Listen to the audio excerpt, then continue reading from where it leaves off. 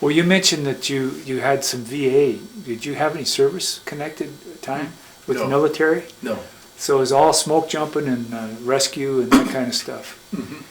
So you worked selling books Textbooks. in the in Montana or Western United? Well, at that time, over the years, when I was with Silver, I had Montana and I had Oregon and Alaska as my territory. Then I went management with Silver, and I had 13 Western states, Alaska and Hawaii.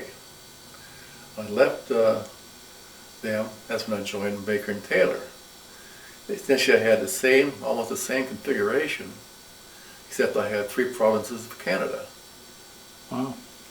And from there, I changed companies. Well, did you, you were so hot to get back to Montana, did you ever get outdoors again while you were doing this professional life? No, I really didn't have much out. Well, in a sense, yes. One of the things for the family, I did buy a Volkswagen camper, and this is in Oregon, and we spent, because I had my summers off.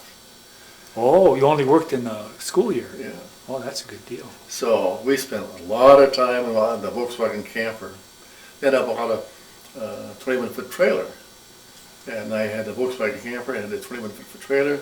I parked the trailer in Sisters, Oregon, as a ski hut, and so we up there every weekend, and we'd take the Volkswagen bus because I did have a lot of paperwork. So while the family was skiing, oftentimes I'd go back to the bus and have the heater on and whatnot, do my paperwork, and it really worked out great.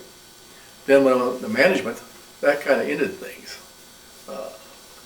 Christ, I was on the plane always. When I was with Baker and Taylor, I used to fly back to Reno, go back to my office, pick up another file folders, take off, go someplace else.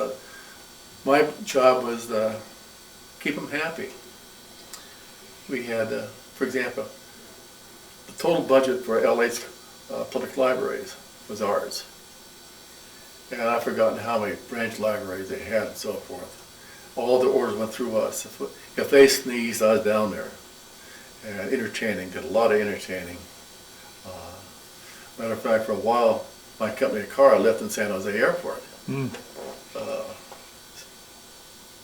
So a lot of travel, nationally, all over the country, and to Hawaii again. That really got old. I really got tired of living out of a suitcase, going back. Well, I think one time you mentioned you collected guns, a few guns. Did you? Oh. When did you get started doing that? Oh, gracious. In a bar. In Darby? Mm-hmm. Well, actually, my grandfather bought a .30-30. He came to this country. It was a Winchester, and a long barrel, round barrel. It had the long tube, 17 shots. And he also had a shotgun, a 12-gauge shotgun. As I recall, he bought that .30-30 for $12 when he came to the country. When he came to the U.S. or to Montana? To U.S.? Yeah. Well, he came down through Canada. Oh, I see. Okay. So, and homestead in Weeville, and so presumably at that time. Then he sent for his wife, who was living in Canada, come down to Weeville and live. And they lived in the Saudi, I guess. And she died at childbirth. So Antone stayed on there for a long time. Now after Dad got into the bar business, hunting and so forth, a lot of opportunity to see guns, have guns, and I started shooting. I had a Mossberg 22 given to me by Tomaine Joe, who owned now it's a 5L, but it used to be called Tomaine Joe's. It was a whorehouse. In Darby? No, between the Hot Springs and Darby. You know, the bar. Oh, yeah. Called the 5L, I think now. But Yeah. Tomaine Joe's. And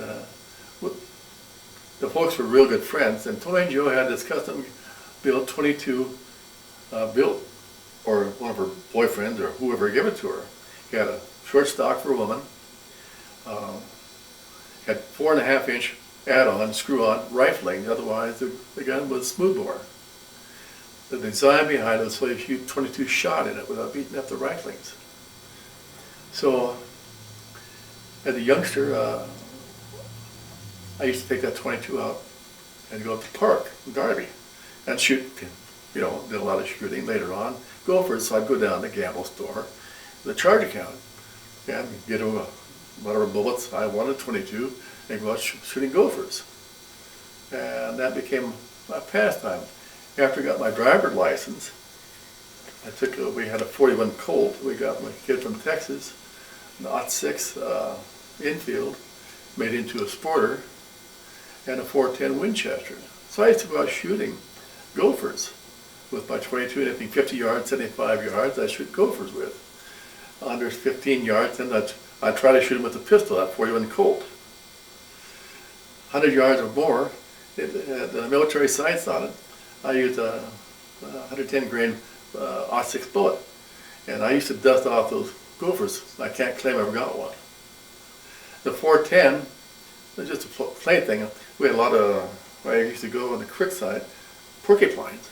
So I go hunting porcupines with that. And so I did a lot of shooting. At that time, they had a lot of adults shooting for turkeys. They also had a chicken shoot for kids. Well, I had done so much shooting, I was very proficient. I used to take a 30-30 empty cartridge, stick it in the target, and I'd be able to punch that out at 50 yards. So after winning 3 chicken dinner, I'd be barred from any more shooting. That's funny. But so that was one of my hobbies, Yeah. And in my coffee, I think I had all these firearms. So that was probably my most recreation I had, was shooting. Of course, in sports, whatnot, that was something else. The kids used to like to have me take them to lunch, because I had church accounts. I used to like to have them take me to dinner, because it was a home-cooked meal. That's interesting. Well, did you go on to have a bigger gun collection later on when you had some money? No, that was everything it. I have. You used it. The '06, I don't know, Dad sold it, but I had the 30, 410, the 41 Colt, so the 22, another 22, I have a Ruger, I have several firearms. Yeah, but you basically used them. But I have a bag full of ammunition. I don't know how many hundreds of rounds I have for, you name it. Well, my favorite gun to shoot a .223. The VSA is. VSA stands for Small Arms British, and it's an interesting weapon. Adjustable trigger, but not it's. So my favorite of all the guns I would shoot now, the .223 is my favorite. Yeah. Well, back in the Smokejumpers, were there any guns in the Smokejumpers? No. It was not something that the Smokejumpers ever were involved with, was No, there? I know of no one ever carried a gun Yeah. on the fire or anything else. Yeah. 6-packs, yes. Remember when I first got there, they had a small 8-pack, 7-ounce cans, and an aluminum top off. And you fit one of those in your prop. It's pretty heavy when you hit down. And but Chuck Fricky, you know Chuck. Yep. I forget, we thought of fire. Chuck had 2 of these blouse. They line with, oh Jesus Christ, whoa! Blew a cap off. So I had all this beer leaking out of me. Well, thinking back over your years as a smoke jumper,